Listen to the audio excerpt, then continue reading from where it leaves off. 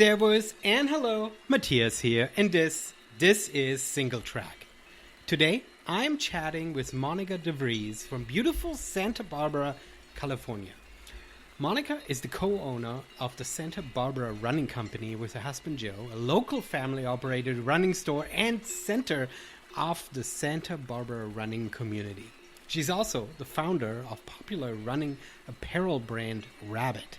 So, Monica is busy professionally, but in this episode of Singletrack, we focus on her love for running, how she got into the sport, and what makes her run longer and longer distances. This year, the lottery gods were finally kind to her, and she fulfilled her dream of running Western states.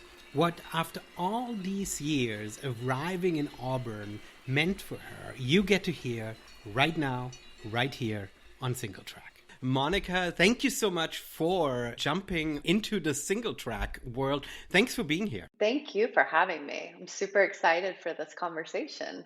Yes, so you are, to give our listeners a little bit of an idea, you are calling in from Santa Barbara right now, or where you're located at this moment? Yes, that's correct. Santa Barbara, California. A little slice of paradise.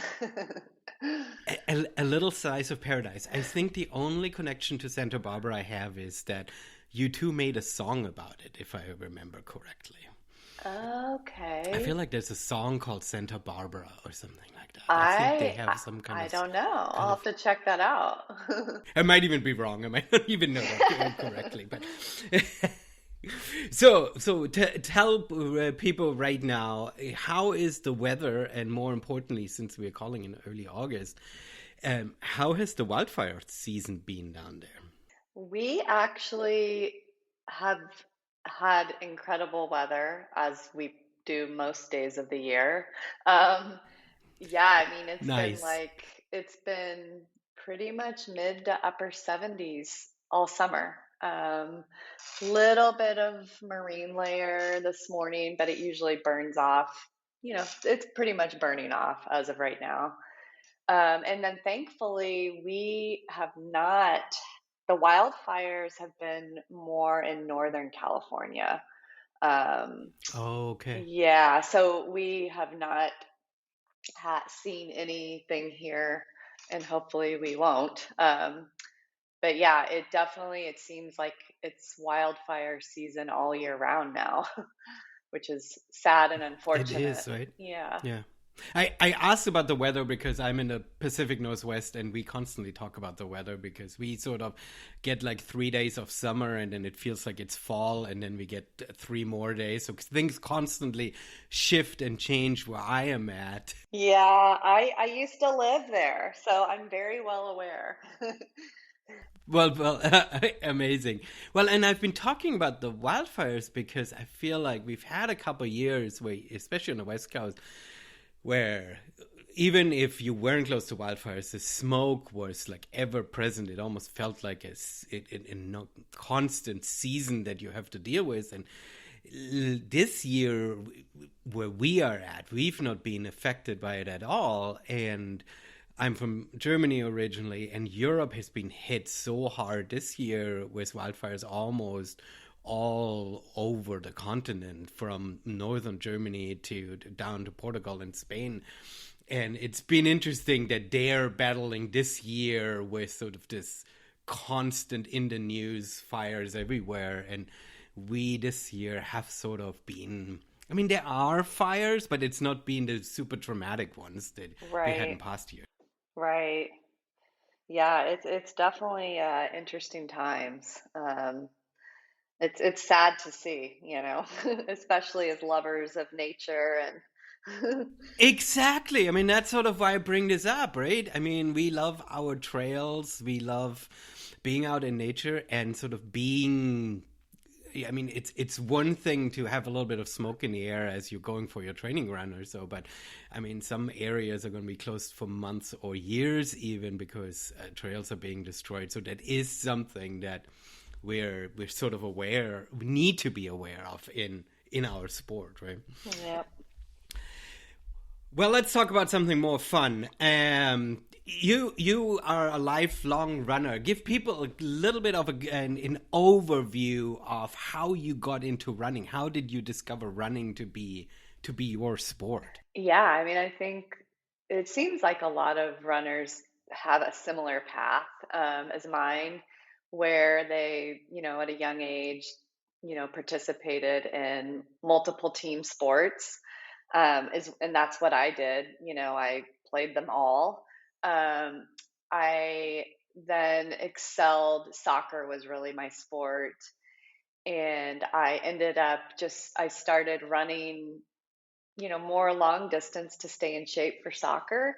And, that turned into me finding out that I had some talent there. And then, started competing, throughout my schooling on the cross country team and track, and had a lot of success there.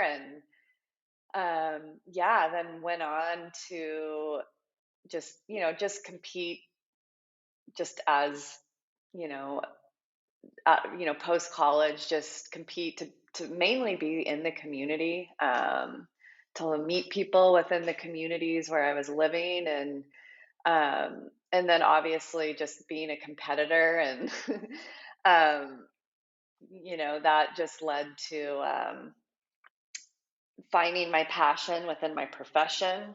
Yeah, so I did a lot of the road stuff for many years, and then actually, when I moved to Santa Barbara from Portland, I learned more about what trail running was.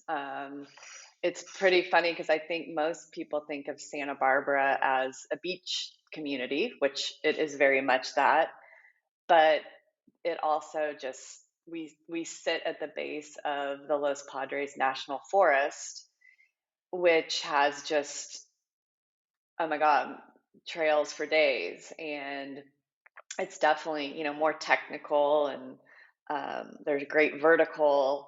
Yeah. So and then I had two kids, and getting older. So my road, times, seem to be getting slower and slower with age and post children, and my competitive nature, I shifted it to the trails, which I felt exhilarated me. It was like just a new scene, a new community. Um, Also, just I think from a physical standpoint, like it was really interesting to see the difference in just how that affected my body, especially after having children. Um, and yeah, so then, oh my gosh, so let's see, I've been doing trails for, oh God, I would say like 13 years now. Yeah. That's for You spoke to the transition so well. I think this is as you no, this is, as you say, in some respects a common path, but it is also such a fascinating and somewhat deliberating and freeing sort of discovery when the the road runs, not just are they hot in the summer, but there is a certain focus on time and pace and competition. And when you go out on the trails, you everything gets blown up, right? I often meet with runners who are just coming to the road from the road, and they're completely puzzled by how they should be evaluating their trail runs, because their pace is something completely different. And right, but so on one side, the focus on the competition gets kind of completely thrown out, or redefined, and on the other side, you sort of discover adventure out on these trails. There is absolutely. something exciting and exhilarating when a run becomes sort of a little mini adventure. Yeah, I definitely think that transition piece is interesting, because I'll be completely honest. I mean, I remember a few of my first trail races, and having to power hike in the middle of them and being extremely frustrated with that. Yes. um, Yes. yeah, but over time, obviously, with experience, that's part of the sport. Yeah, no, for sure. So you say you come from a soccer background. Ian Sharman once said on a podcast, and I bring this up over and over again because I'm from Germany and used to play soccer, saying that if you played soccer, then you're really good, or it benefits you, it benefits your downhill running game. So I'm curious how you feel about your downhill running game because as a soccer player, you're so focused, you're learning to have this quick footwork and these short steps and sort of almost like blindly being able to navigate. So I'm curious if you feel like soccer helped you with technical trail running. Yeah, I think it's so, been so many years since I played soccer. And then I literally, when I was in high school, I ended up not playing soccer because I grew up in Oklahoma and our soccer season was in the spring. So I had to make that choice between doing track and soccer, and so I ended up choosing running over soccer. Um, yeah, so I don't think that I saw, those skills carry through for me, especially just, really starting trail running, a bit later in my life. Yeah, so I wish I could say that because I would say for me, like I'm definitely much better on the uphills than I am on the Okay. downhill. Yeah, it's funny because one of my training partner, he actually was an incredible basketball player.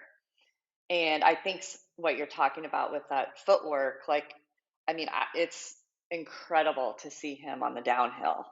Um, just from having Hmm. all those plyometrics and that fast footwork on the basketball court. Um, so I definitely see, yeah, how that can benefit. But I think for me, it was just, I stopped playing soccer really competitively when I was like 13 years old. So I don't, yeah. I hear you. So you say you're very competitive and you have a very interesting list of races that you have accomplished, have completed throughout the years. Give us some of your highlights. What were some of your most memorable racing experiences that you've had? And I know that's a really, really broad question, and some people call it unfair. But it's. I'm trying to not just talk about Western states. That's what I'm trying Yeah, to for say. I'm sure. trying. Right? And I think that I know that Western states deserves all the credit it does, but there's so many fascinating moments, not just from working up towards it and training up and getting into a race, but also the experiences that we have on the trail. So I kind of want to make that conversation a little broader. Yeah. So, I mean, I think for me, I'll kind of start with some of the road first, because that's really where, I feel like my running journey began. Um, yeah, I mean, I think, I would say going back to my early days, I was the Oklahoma State Mile champion my freshman year and my senior year in high school. So I sort of got the bookend there, and then I actually I did not run in college competitively, but I ended up just running on my own, and I completed my first Chicago marathon. It was my senior year in college, and I squeaked in right under 4 hours. I did like 3:59:59. Nice. um, Nice. yeah, and then I sort of got that marathon bug, and I did end up breaking 3 hours in the marathon at the Chicago Marathon. I ran 2:57, so that's my PR to this day. Which that was just a magical day. And then yeah, and then I'd say after I transitioned over into the trails, I don't know if you've heard of this race here in Santa Barbara. It's called Nine Trails, and it's like it's it is gnarly. It's a 35 miler, but it has over 10,000 feet of vertical, and I would say like within our community, like just competing, in 9 trails is a big deal. It's just sort of one of those like you want to check off the list.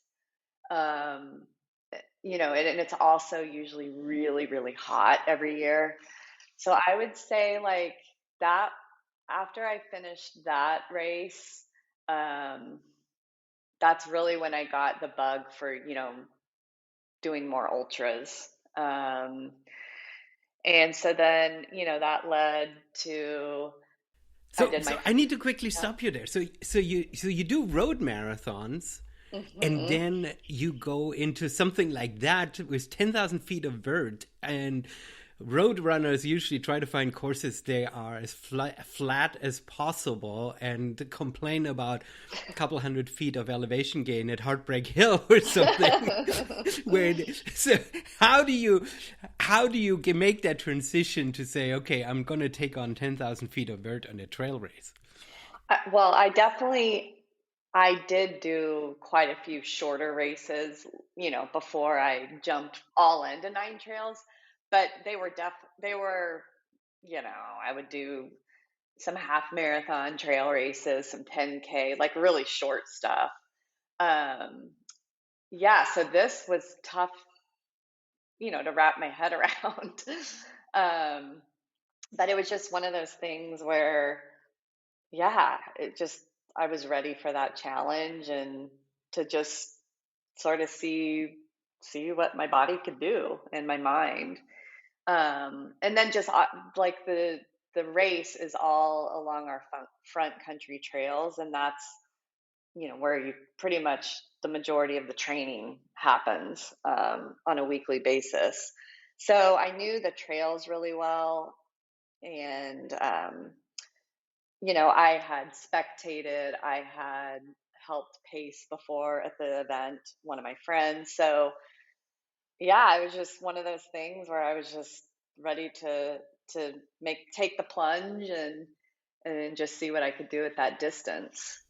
Fantastic. I love that you bring up this race, just because it introduces our audience and gives us sort of this glimpse into our sport that, yeah, there are these big marquee races that we all sort of live up to, but in order to get us to a Western States or a Cascade Crest, we all run these smaller, in air quotes, races that can be super tough and super rewarding and sort of fly a little bit under the radar because they don't have sort of a magical number in front of it or so. And so I love that you bring that one up. Yeah, it's a good one. Yeah, so then let's see. Okay, so I did that. I've done it a couple times. And so I have a nice little training group, and they were all gonna, do their first 50 miler. And I was just like, no way. I am not ready for a 50 miler. I just couldn't wrap my head around it. So I went on I did a few more 50Ks. And then for my 40th birthday, I was like, okay, I'm going to do it. I'm going to do a 50 miler. And so we signed up for Vermont 50 miler, and it was amazing. I absolutely, that to this day is still one of my most favorite races. It's just, Oh, fantastic. What made it so special? I love it. I, yeah, I think the beauty of that part of the country, I think a lot of us, well, obviously living on the West Coast, it's, you know, that I feel like that's where a lot of the buzz is, right? For the trail running world. Um, and so just to experience just completely different scenery, different types of terrain, a different community. Yeah, it was just beautiful. I loved like just you would just run through these farm properties, and it was just vast open land, but it was still very challenging. Um, yeah, it was just, and it was a That's what I beautiful. hear from East Coast trails. I hear that people are saying that West Coast people often underestimate the gnarliness and the challenging trails that are over on the East Coast, right? So I did so well at that race that I ended up, and I can get there in a second, but I did end up going back and doing the Vermont 100 because I just had such an incredible experience. And I would, to this date, the Vermont 100 is, well, by far uh, my favorite 100 miler. I had the best performance. Just at both of those events, just everything for me clicked. Um, so I don't know, maybe that type of terrain does just work well, for my body, and I don't know, whatever for my mind. It is also super fun to travel to a different place, right? I mean, I think you sort of run with a little bit more of an open eyes, right? You're a little bit more distracted, and sometimes when you get over to other places, you then also are freer because you're a little bit more in a vacation mode and stuff. So it's fun to explore trails that are not familiar, that are not your home trails. Yeah, totally agree with that. So you do Vermont, and but you've since done many of the big races here on the West Coast too. Yeah, so quickly kind of fill the rest of the timeline out before we move on. Yeah, so then did my first 50 miler. Like I mentioned, it went well. I loved it. And my training partners, they were ready to do their first 100 miler. So they did theirs. I was still a little unsure if I was ready to go that distance. So then they ended up talking me into putting my name in for the Cascade Crest lottery. So, if many of you don't know, Cascade Crest, I'm not sure I would be on the list to do as a first 100 miler. Yep. I'd probably recommend starting with something a little Yep. more gentle. But no, I chose to do that one The as my dangers of first. lotteries. And I Sure, I'll put my name in. Let's hope I don't get picked. Oh, wait. And then I remember I woke up that morning and you see the credit card charge come through and the ultra sign up come through and I'm like, oh boy, here we go. That's the best. I found out through my credit card charge. It's like, oh, I just committed to this, I guess. I guess so. We're doing this. Nice. Yeah, so but God, what an amazing course, and event. I mean, just it was an incredible experience. It was very hard. I remember, because that was my first race I've ever done through the night. And I will never forget, I mean, literally falling asleep, like power hiking and up this fire road, and just my head kept nodding off. It was the wildest thing. No matter how much coffee or Coke I tried to drink. Yeah, but it was as hard as they say and as beautiful as they say, and it was an incredible experience. I mean, clearly, because I've gone on now to do 5 more 100s. So Yes. it definitely hooked me. Hmm. And it is truly fascinating, right? The 50 miler you can sort of do in a really, really long day, but then this like running through the night is such a unique experience that in general, I mean, yeah, so you're supposed to be training for it, but it's not something that we regularly do. So it gives your running and your sort of event experience a complete new spin of what you can do as a human and what you can experience and stuff. So it's very special for off just for our normal life, right? Absolutely. Yes. I mean, I feel like those are the times of the race where you just, yeah, you do. You have to go deep and you learn so much about yourself and what your body can do, what your mind can handle. And yeah, those are some of the most special moments for sure of a race for me, of these Mm-hmm. hundreds. Mm-hmm. No, I agree. Nice. So you do Cascade Crest, you're hooked. So I went on, I've done, yeah, so I did four more hundreds over the last few years. I've dabbled in, I would, I wanted to try a flat one. So last fall I did Hennepin 100, which is in Illinois, and it's along this canal, the Hennepin Canal, and it's flat as a pancake.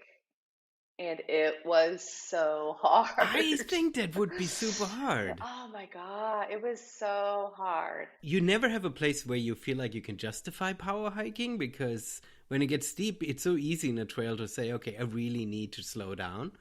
But then you also never get gravity work in your advantage, so you get back into a faster moving pace on a downhill. I think that would be really hard to manage, right? Well, it was interesting because pretty really early on in the race, a lot of people would do this, like, walk 4 minutes, Okay. run 10 Yep. or whatever, and I was like, why? I couldn't wrap my head around it, but then, gosh, once you got like to the 100K, I absolutely saw why they did that. um, you just have no variation in your biomechanics. I mean, yeah, it was very, very tough, very tough. Yeah, and then, okay, so that was last fall, and then, yeah, I guess that leads us to Western States. I've been trying for the last six Oh, wow. years to Yeah. get into Western States. And yeah, and so the lottery was in December, and it was, I my husband and I were watching it online, and we were just both like, sigh, all sad. Again, we didn't get in. Because my husband's been trying for 8 years to get in. And yeah, so we were just then we just, once it was over, we sort of just started going on with our day once they got to drawing the wait list. And all of a sudden my phone just kept dinging. All of my friends were texting me, "Oh my gosh, congratulations, you're on the wait list." And I was drawn 13 on the wait list, which, historically speaking, if you look at, who gets in off the wait list, I'm pretty sure it's always been for sure like the top 20 to 25 get That's in. such a fun game, right? So it was pretty much a given. Not 100% in. Credit card's Yes. not charged yet. But you historically you can play the game and you can say, okay, I guess my training is going to shift now. Yep. Yeah. So, yeah, so then I'm like, okay, I guess we're doing this thing. It was pretty wild to let that soak in. Um, yeah, so then kicked off my training at the beginning of the year and just rolled with it like I was in the race. And oh my God, it was definitely an interesting journey for me, in terms of the training. I like I said, I started training like I was in the race. It was nice also because typically, I would say for me, I end up having shorter training blocks for a lot of my races. I think it just works better for me and my schedule. Um, and it was nice to like spread out knowing that I could spread out the training out for 6.5 months, and let my body adapt to the mileage and the longer runs, and hopefully not be just cooked every weekend, where I was completely unproductive. um, yeah, so it was nice, like going into it with that approach. And then fast forward to March, I still was on the wait list in March. I mean, the wait list was just not moving. I mean, I think in March it had maybe moved 4 spots. And my personality, very You want type definitive A, answers, right? Yeah. I was like, oh my God. Yes. I'm like, oh my God, I'm putting all this training in and planning, and I gotta know if I'm going to do this thing. Um, so anyway, and then I ended up getting COVID in April. Ah, yeah, and I still was not in the race at this point. This is mid-April, and thankfully I ended up recovering very quickly from it. And I don't even think I ended up having to take a week off from running. And yeah, and my second day back running again post COVID, I found out I got in.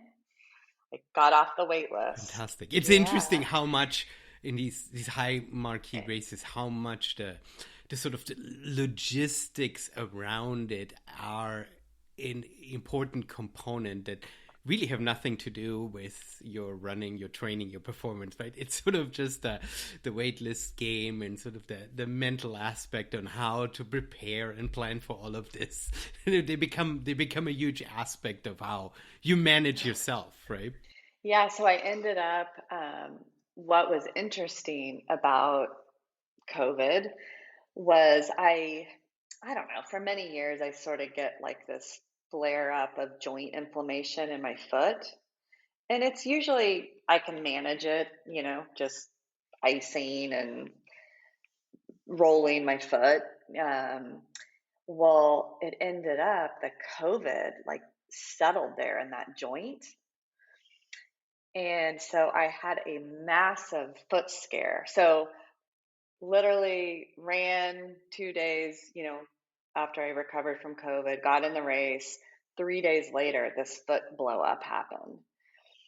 And yeah, I mean, I thought for sure I had a stress fracture. It was that bad. And it was just very sudden. It was just in the middle of, I was warming up actually for a workout. So, and I was on grass. It was like very random. And so, oh my God, there were a couple weeks in there where I was like, you've got to be kidding me. Like, Western, the dream of running Western states is shattered. Yeah. And so I cross trained like a mad woman.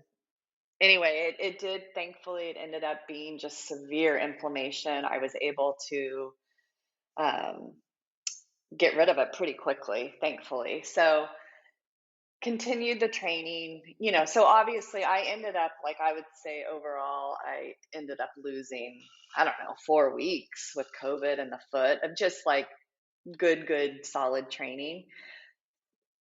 Thankfully, I did American River 50 as a training run. I think it was like 2 weeks before I got COVID.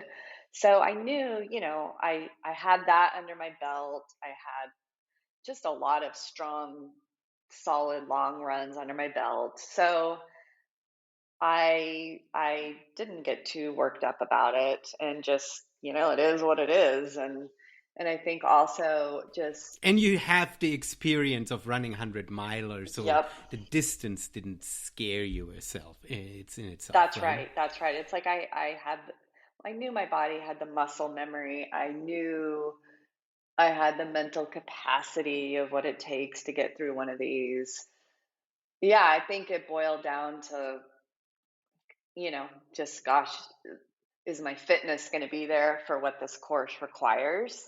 Um, but I did the best I could. It's also like for me, when I do these things, it's, you have to, I have to have the understanding with myself that at some point, like, okay, I own two businesses, I have two little kids. At the end of the day, there's only so much time in the day, and I can only do the best that I can do, and that's got to be good enough at some point. So, yeah, so that was sort of the mindset that I just had to go with, and just do the best that I could do with the time that was left, until race day.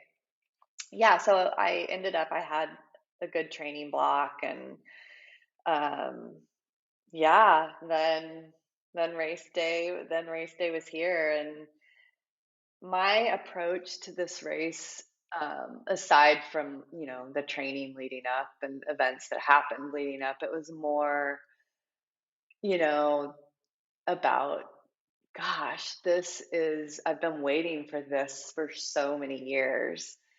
And I actually, like, reflecting on it, I'm glad it took me 6 years to get into this race, because I could take all of the knowledge and the experiences learned over the years and put it to use. Like, it was almost like it was meant to be.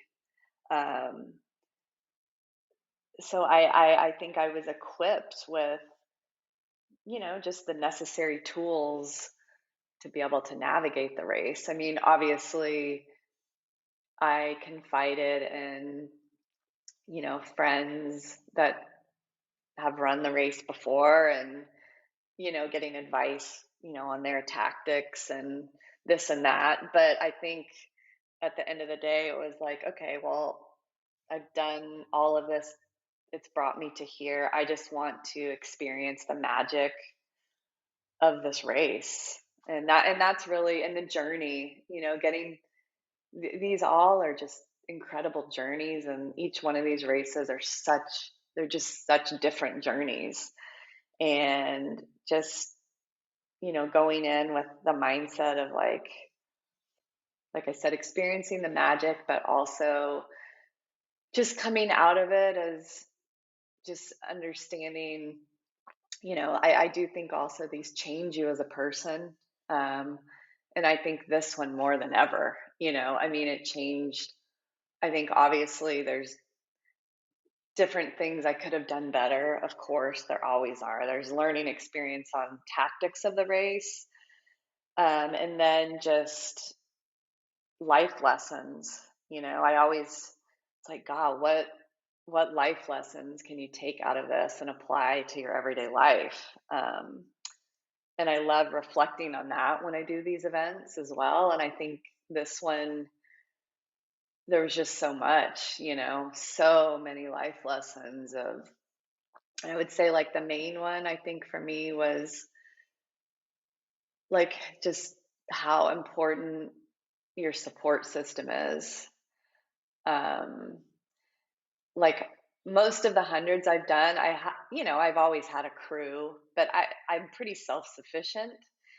And I would say this one, it was everything. Like, my pacers and my crew, and just the community. I would say behind Rabbit, like, just the encouragement, you just felt it, the support, and it was like, wow, these races are a big deal. They're a huge deal in your life. And I think to have that backing and the encouragement and the love and the support, it just made me realize, like, how important that is to me, but as a human being, but, like, how that impacts your life in such an incredibly amazing and beautiful way. And I would say, yeah, like, for me, that was the biggest takeaway from Western States. You answered the question I was going to ask, because it seems from the outside in that Western States really is becoming sort of defined by really that this support system, that a runner excels not just as an individual showing up and hoping that the aid station volunteers help with refilling the water bottles, but really bringing a team and having sort of making it a team effort. And the way you speak about it, not just from a practical level, that it is not just a pit stop mentality, but that there is a life lesson there, how we all need a support system to succeed, I think is really beautiful. Yeah. Yeah. I mean, and I think also, a lot of these trail races, there's obviously only so many people that can participate in the race, right? Because there's whatever permitting space, whatever.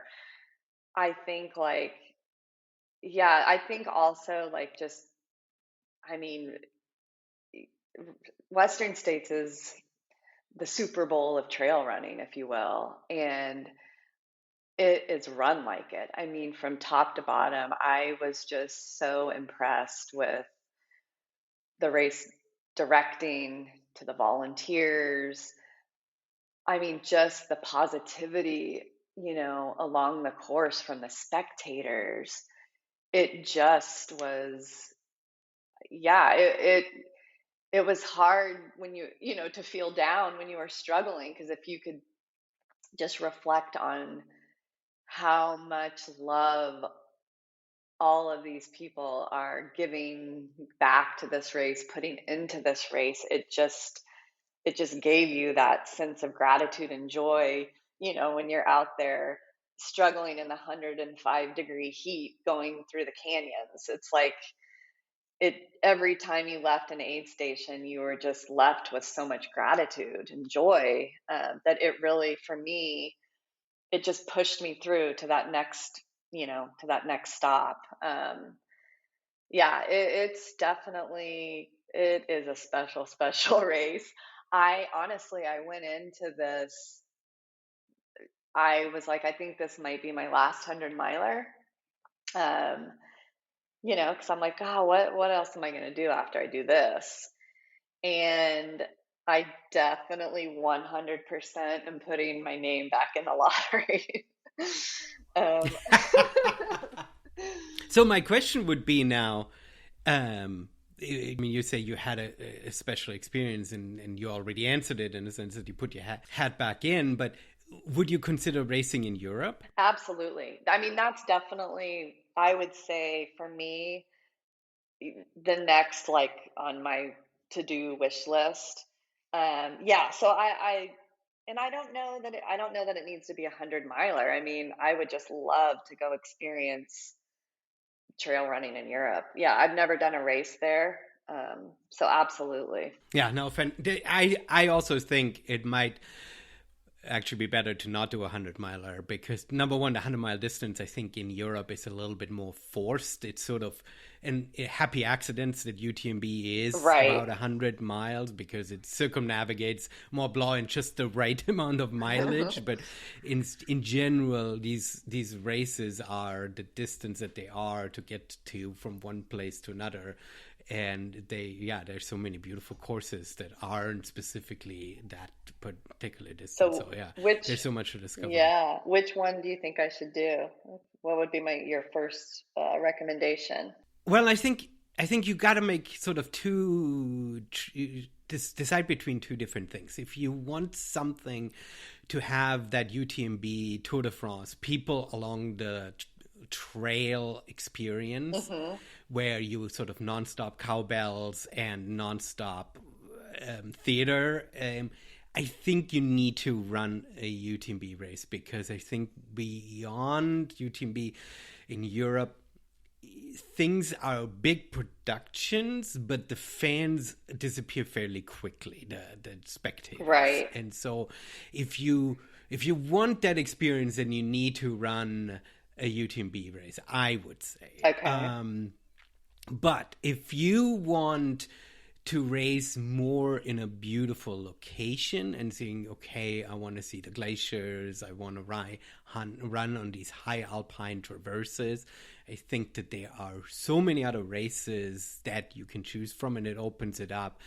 I mean, Lavaredo is probably the second biggest race over in Europe, and then Eiger Ultra Trail is also really big.